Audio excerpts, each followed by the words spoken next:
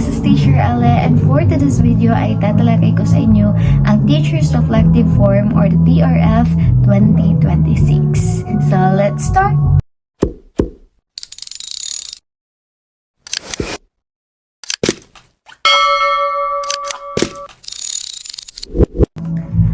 So guys, ngayon ipapakita ko muna sa inyo kung paano kayo sasagot or saan nga ba kayo sasagot ng TRF. So guys, ang division or district ninyo ang magpro-provide ng inyong sagutan. Okay, so example, this one sa amin, no? Ito po yung TRF namin. So meron kong code kasi po hindi po nilalagyan ng mga pangalan para hindi po bias. Okay, then a date, then meron pong dito question sa taas at ito po yung mga naging sagot ko. So guys, kapag sasagot po kayo, dapat clear, malinaw, or kaya dapat maganda yung pagkakasulat ninyo para mas maintindihan nila. And then, this is the question and the objective. So don't forget na mag-advance study na rin kayo kung ano yung mga objectives. Okay? So, kadalasan kasi lumalabas is mga objectives 6, 7, 8, and 9. So, ano nga ba yung mga objectives? Okay. Number 1 objectives is to maintain learning environments that are responsive to the community. Okay. The next naman na objective, the objective number 7, which is the review regularly personal teaching practice using existing laws and regulations that apply to the teaching profession and the responsibility of as specified in the code ethics for professional. So what are the objective number 8? The objective number 8 is to adopt practices that uphold the dignity of the teaching as the profession by exhibiting qualities such as caring, attitude, respect, and integrity. Okay, the objective number 9 is to participate in the professional networks to share knowledge and to enhance practices. So, yun po yung mga isa sa mga objectives. So, dapat kailangan mag-advance study na rin kayo para mas malaman nyo kung ano nga pa rin yung dapat ninyong isasagot dito. So, bago yan, meron po ako dito is yung mga naging score ko. So, hindi ko agad sila dito po kasi sa baba, ilalagay nila yung points nila. Then, dito yung ilalagay naman nila yung inter-evaluator agreement form. So, yung code ko, teacher, date, and of course, my final rating. So, ano yung rating nila sa akin? Mga indicators dito, yung total is 22.50. So, nung nag-ranking po ako ng pangalawang beses ko. Kasi nung unang ranking ko is na perfect na ko, pero pinaulit-muli kami. That's why ang naging score ko is 22.50 na. So, hindi ko na perfect. Okay. So, let's start kung paano nyo sasagutin yung TRF. So, sa pagsagot ng TRF, guys, minsan bumabase na lang sila sa mga objective. Minsan, may mga additional silang mga katanungan. Just for example, sa amin, is this one. This is the objective here and this is the question. Parang connected sila sa isa't isa. Then, kailangan nakabase pa rin sila sa mga objective. So, that's why, ang sinasabi ko sa inyo, kailangan mag-advance study na kayo sa lahat ng mga objective na binigay ko. So, just for example, the objective number 6 is, how do you maintain a learning environment that is responsive to your community context?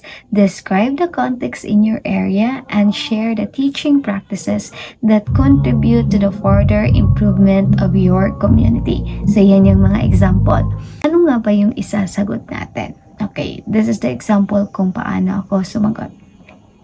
First is, maintaining a learning environment that is responsive to the community context requires a deep understanding to the community needs and challenges.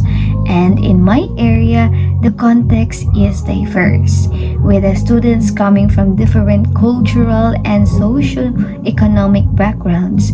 Many students face challenges such as poverty, food insecurity, and limited access to the healthcare. Let's go for the objective number 7. For example, how do you develop your teaching practices in accordance with the existing one?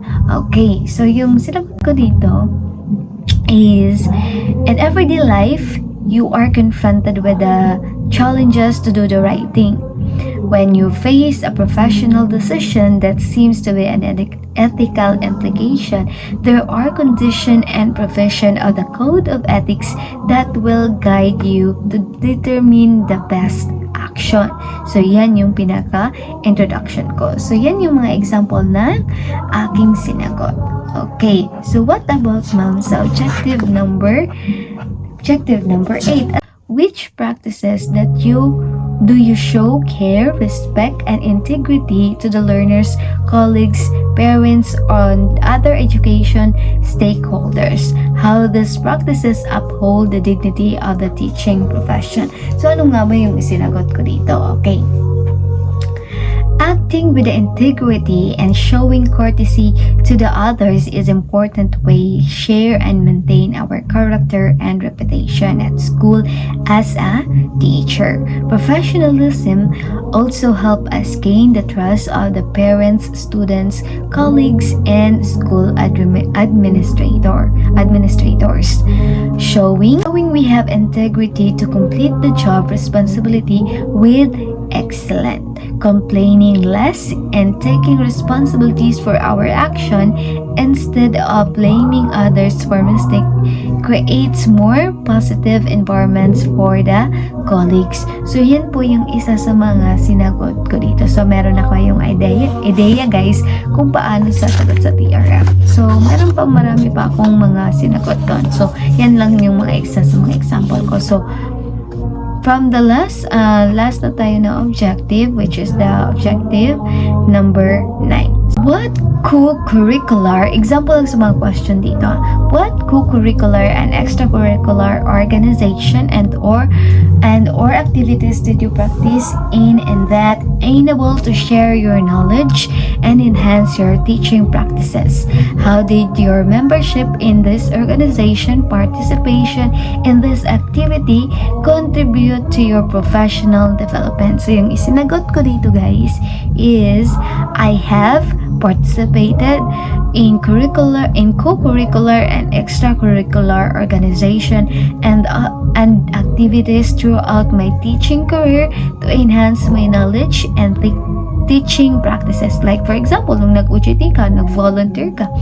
Okay, one organization that I have been a member of a professional association in the community. So throughout this organization, I have had the opportunity to collaborate with the professionals in the field, attending training session and engage of a discussion about current issue and best practices in education. So, yan yung isa sa mga sinagot ko sa objective number 9. So, yung video na ito ay para magkaroon po kayo ng ideya. Nung ako po ay nung unang TRF ko po, ay bumili po ako sa Facebook para magkaroon ako ng ideya at nag-memorize, marami pa akong na-learn or kaya nag-search pa talaga ako. Okay. So, guys, magpo-post po ako sa YouTube ko ng isang teacher's reflective form at yung isa sa mga sinagot ko. So, abangan nyo na lang po yung pag-post ko sa YouTube. So, of course guys, nasa inyo pa rin yun. Kapag nag-study kayo, mas better. Affinity naman is manalig na lang po kayo. So, mas better talaga na mag-study, mangalap ng mga information para makasagot ng tama sa TRF. Kasi malaki naman ang puntos sa TRF. Naway may natutunan po kayo. This is Teacher Ale and good night!